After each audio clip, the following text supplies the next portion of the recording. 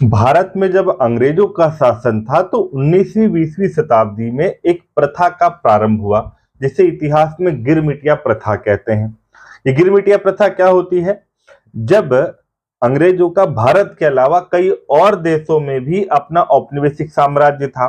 Britain में उनको industry में रॉ मटेरियल की नीड होती थी। रॉ मटेरियल क्या क्या?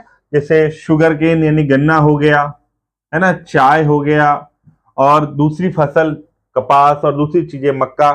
इन सब के उत्पादन को बढ़ाने के लिए कई सारे देशों में उन्हें मजदूरों की आवश्यकता थी।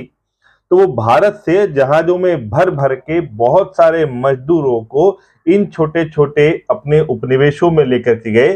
जैसे फिजी में ले गए, मॉरिशस में, ट्रिनिडाद एंड टोबैगो में, युगांडा में, साउथ अफ्रीका में। इन देशों में जा जाकर के इनको ले गए और वहां से इनके खेतों में काम कराया। जिस एग्रीमेंट के तहत ये भारतीय मजदूर अंग्रेजी व्यापारियों के साथ इन देशों में जाते थे उसे गिरमिट एग्रीमेंट कहते थे, और ये प्रथा कहलाई गिरमिटिया प्रथा। इस एग्रीमेंट में इन मजदूरों को वापस लाने का भी प्रावधान था कि आप 5 साल बाद वापस आ सकते हैं, मगर इन जहाजों में का मालिकाना हक अंग्रेजों के पास होता था और कई कारणों से वो मजदूर वापस अपने देशों में, हमारे भारत में नहीं आ पाए। हजारों लाखों मजदूर उन देशों में बस गए और आज उनकी अर्थव्यवस्था और समाज और सरकार का हिस्सा बन गए। इन्हीं गिरमिटिया मजदूरों के आज जो वंशज है वो इन राज्यों में यहाँ की सरकारों में राष्ट्रपति प्रधानमंत्री की भूमिका भी निभा रहे हैं।